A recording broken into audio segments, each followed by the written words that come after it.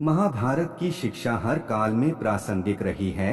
महाभारत को पढ़ने के बाद इससे हमें जो शिक्षा या सबक मिलता है उसे याद रखना भी जरूरी है। तो आओ हम जानते हैं ऐसी ही 25 तरह की शिक्षाएं जो हमें महाभारत, युगंधर और मृत्युंजय पढ़ने पर मिलती हैं। हालांकि यह भी सच है कि आप महाभारत पढ़ेंगे तो हो सकता है कि आपको कुछ अलग शिक्षा या सबक मिले। एक जीवन हो योजनाओं से भरा। जीवन के किसी भी क्षेत्र में बेहतर रणनीति आपके जीवन को सफल बना सकती है, और यदि कोई योजना या रणनीति नहीं है तो समझो जीवन एक अराजक भविष्य में चला जाएगा जिसके सफल होने की कोई गारंटी नहीं। भगवान श्री कृष्ण के पास पांडवों को बचाने का कोई मास्टर प्लान नहीं होता तो पांडवों की कोई औकात नहीं थी कि वे कौरवों से किसी भी मामले में जीत जाते। दोस्त संगत और पंगत हो अच्छी, कहते हैं कि जैसी संगत वैसी पंगत और जैसी पंगत वैसा जीवन। आप लाख अच्छे हैं लेकिन यदि आपकी संगत बुरी है तो आप बर्बाद हो जाएंगे, लेकिन यदि आप लाख बुरे हैं और आपकी संगत अच्छे लोगों से है और आप उनकी सुनते भी हैं तो निश्चित ही आप आबाद हो जाएंगे। कौरवों के साथ शकुनी जैसे लोग थे जो पांडवों के साथ कृष्ण शकुनी मामा जैसी आपने संगत पाल रखी है तो आपका दिमाग चलना बंद ही समझो। 3 अधूरा ज्ञान घातक, कहते हैं कि अधूरा ज्ञान सबसे खतरनाक होता है। इस बात का उदाहरण है अभिमन्यु। अभिमन्यु बहुत ही वीर और बहादुर योद्धा था, लेकिन उसकी मृत्यु जिस परिस्थिति में हुई उसके बारे में सभी जानते हैं। मुसीबत के समय यह अधूरा ज्ञान किसी भी काम का नहीं रहता है। आप अपने ज्ञान में पारंगत बने किसी एक विषय में तो दक्षता हासिल होना ही चाहिए। 4 दोस्त और दुश्मन की पहचान करना सीखें। महाभारत में ऐसे कई मित्र थे जिन्होंने अपनी ही सेना के साथ विश्वासघात किया। ऐसे भी कई लोग थे जो ऐन वक्त पर पाला बदलकर कौरवों या पांडवों के साथ चले गए।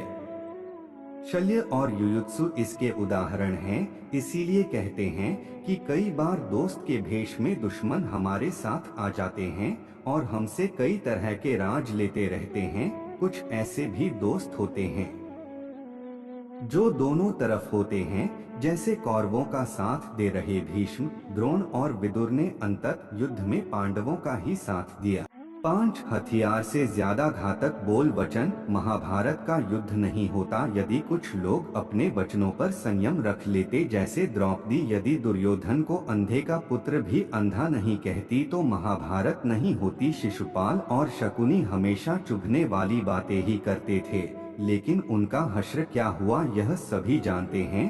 सबक यह कि कुछ भी बोलने से पहले हमें यह सोच लेना चाहिए कि इसका आपके जीवन, परिवार या राष्ट्र पर क्या असर होगा। 6 जुएसट्टे से दूर रहो। शकुनी ने पांडवों को फंसाने के लिए जुए का आयोजन किया था, जिसके चलते पांडवों ने अपना सब कुछ दांव पर लगा दिया था। अंत में उन्होंने द्रौपदी को भी दांव पर लगा दिया था। यह बात सभी जानते हैं कि फिर क्या हुआ। जुए, सट्टे, षड्यंत्र से हमेशा दूर रहो। ये चीजें मनुष्य का जीवन अंधकारमय बना देती हैं। 7 सदा सत्य के साथ रहो। कौरवों की सेना पांडवों की सेना से कहीं ज्यादा शक्तिशाली थी। एक से एक योद्धा और ज्ञानीजन कौरवों का साथ दे रहे थे। पांडवों की सेना में ऐसे वीर योद्धा नहीं थे। कहते हैं कि विजय उसकी नहीं होती जहां लोग ज्यादा हैं, ज्यादा धनवान हैं या बड़े पदाधिकारी हैं। विजय हमेशा उसकी होती है जहां ईश्वर है, और ईश्वर हमेशा वही है जहां सत्य है। इसलिए सत्य का साथ कभी न छोड़ें। अंततः सत्य की ही जीत होती है। सत्य के लिए जो करना पड़े करो। 8 लड़ाई से डरने वाले मिट जाते हैं। जिंदगी एक उत्सव है, संघर्ष नहीं। लेकिन जीवन के कुछ मोर्चों पर व्यक्ति को लड़ने के लिए हमेशा तैयार रहना चाहिए। जो व्यक्ति लड़ना नहीं जानता, युद्ध उसी पर थोपा जाएगा या उसको सबसे पहले मारा जाएगा। महाभारत में पांडवों को यह बात श्री कृष्ण ने अच्छे से सिखाई थी। पांडव अपने बंधु बांधवों से लड़ना नहीं चाहते थे, लेकिन श्री कृष्ण ने समझाया कि जब किसी मसले का हल शांतिपूर्ण तरीके से नहीं होता तो फिर युद्ध ही एकमात्र विकल्प बच जाता है। कायर लोग युद्ध से पीछे हटते हैं। युद्ध भूमि पर पहुंचने के बाद भी अर्जुन युद्ध नहीं करना चाहता था। तब भगवान श्री कृष्ण ने उससे कहा कि न कोई मरता है और न कोई मारता है, सभी निमित्त मात्र हैं। आत्मा अजर और अमर है, इसलिए मरने या मारने से क्या डरना। खुद नहीं बदलोगे तो समाज तुम्हें बदल देगा। जीवन में हमेशा दानी, उदार और दयालु होने से काम नहीं चलता। महाभारत में जिस तरह से कर्ण की जिंदगी में उतार चढ़ाव आए, उससे यही सीख मिलती है कि इस क्रूर दुनिया में अपना अस्तित्व बनाए रखना कितना मुश्किल होता है। इसलिए समय के हिसाब से बदलना जरूरी होता है, लेकिन वह बदलाव ही उचित है जिसमें सभी का हित हो। कर्ण ने खुद को बदलकर अपने जीवन के लक्ष्य तो हासिल कर लिया, लेकिन वे फिर भी महान नहीं बन सके। 10 शिक्षा का सदुपयोग जरूरी। समाज ने एक महान योद्धा कर्ण को तिरस्कृत किया था, जो समाज को बहुत कुछ दे सकता था, लेकिन समाज ने उसकी कद्र नहीं की, क्योंकि उसमें समाज को मिटाने की भावना थी। कर्ण के लिए शिक्षा का उद्देश्य समाज की सेवा करना नहीं था, अपितु वो अपने सामर्थ्य को आधार बनाकर समाज से अपने अपमान का बदला लेना चाहता था। समाज और कर्ण दोनों को ही अपने अपने द्वारा किए गए अपराध के लिए दंड मिला है और आज भी मिल रहा है। कर्ण यदि यह समझता कि समाज व्यक्तियों का एक जोड़ मात्र है जिसे हम लोगों ने ही बनाया। 11 अच्छे दोस्तों की कदर करो। ईमानदार और बिना शर्त समर्थन देने वाले दोस्त भी आपका जीवन बदल सकते हैं। पांडवों के पास भगवान श्री कृष्ण थे, तो कौरवों के पास महान योद्धा कर्ण थे। इन दोनों ने ही दोनों पक्षों को बिना शर्त अपना पूरा साथ और सहयोग दिया था। यदि कर्ण को छल से नहीं मारा जाता तो कौरवों की जीत तय थी। पांडवों ने हमेशा श्री कृष्ण की बातों को ध्यान से सुना और उस पर अमल भी किया, लेकिन दुर्योधन ने कर्ण को सिर्फ एक योद्धा समझकर उसका पांडवों की सेना के खिलाफ इस्तेमाल किया। यदि दुर्योधन कर्ण की बात मानकर कर्ण को घटोत्कच को मारने के लिए दबाव नहीं डालता, तो इंद्र द्वारा दिया गया जो अमोघ अस्त्र कर्ण के पास था, उससे अर्जुन मारा जाता। 12 भावुकता कमजोरी है। धृतराष्ट्र अपने पुत्रों को लेकर जरूरत से ज्यादा ही भावुक और आसक्त थे। यही कारण रहा कि उनका एक भी पुत्र उनके वश में नहीं रहा। वे पुत्र मोह में भी अंधे थे। इसी तरह महाभारत में हमें ऐसे कुछ पात्र मिलते हैं जो अपनी भावुकता के कारण मूर्ख ही सिद्ध होते हैं।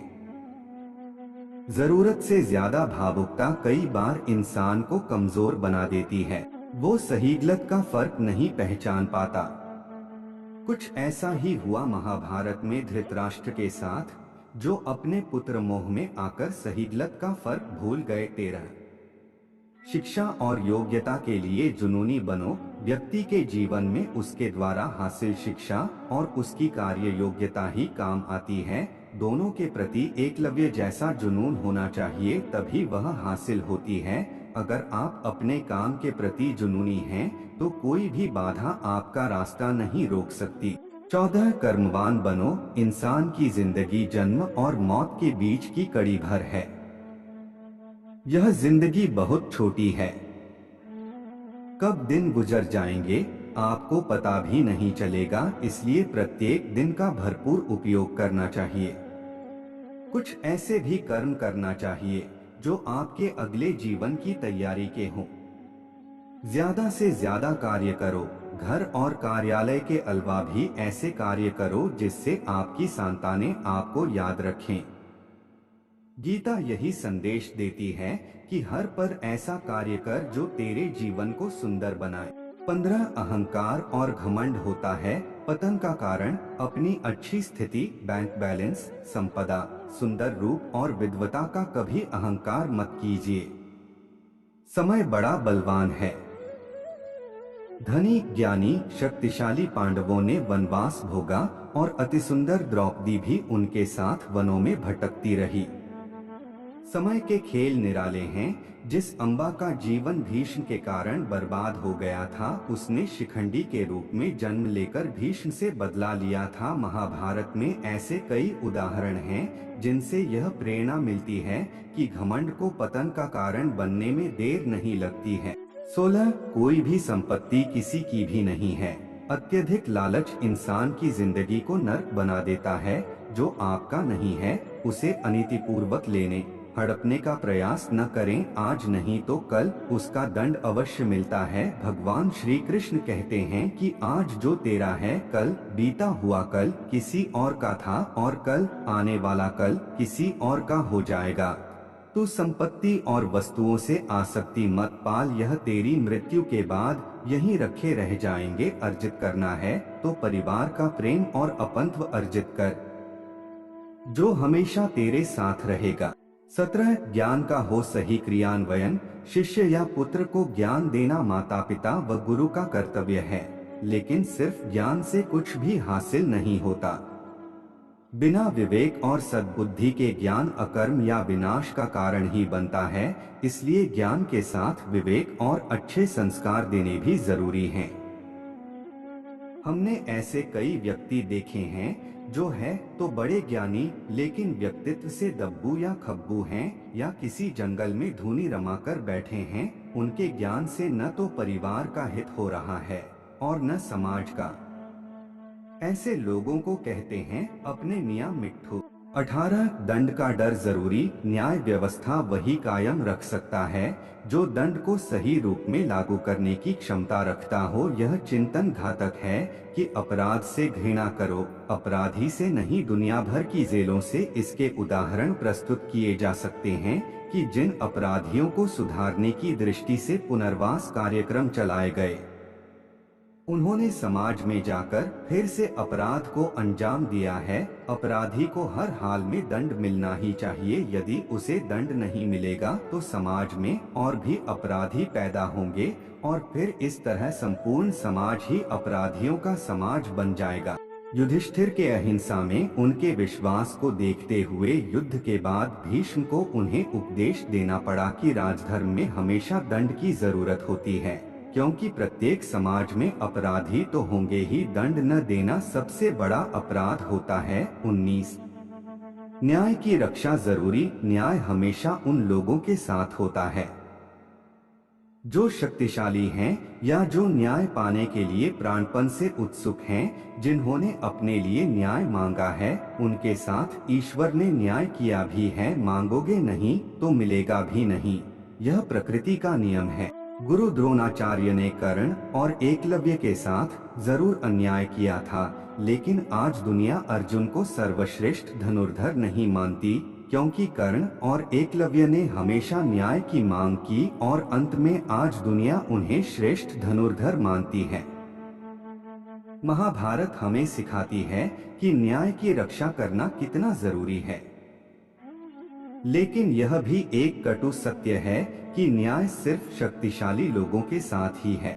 20 छिपे हुए को जानने का ज्ञान जरूरी। यह जगत या व्यक्ति जैसा है वैसा कभी दिखाई नहीं देता, अर्थात लोग जैसे दिखते हैं वैसे होते नहीं, चाहे वह कोई भी हो। महाभारत का हर पात्र ऐसा ही है। रहस्यमय छिपे हुए को जानना ही व्यक्ति का लक्ष्य होना चाहिए, क्योंकि ज्ञान ही व्यक्ति को बचाता है। भगवान श्री कृष्ण के ऐसे कई योद्धा थे जो छिपे हुए सत्य को जानते थे। 21 सफर करने में होती है बरकत। एक स्थान से दूसरे स्थान पर जाना या एक स्थान को छोड़कर दूसरे स्थान पर रहने से लाभ ही मिलता है। पांडवों को हस्तिनापुर छोड़कर 2 बार जंगल में रहना पड़ा और अंत में उनको जब खांडवप्रस्थ मिला तो वे वहां चले गए। इसी तरह भगवान श्री कृष्ण को भी कई बार मथुरा को छोड़कर जाना पड़ा और अंत में वे द्वारिका में बस गए थे। कई बार लोगों को व्यापार या नौकरी के लिए दूसरे शहर या देश में जाना होता है। 22 गोपनीयता और संयम जरूरी।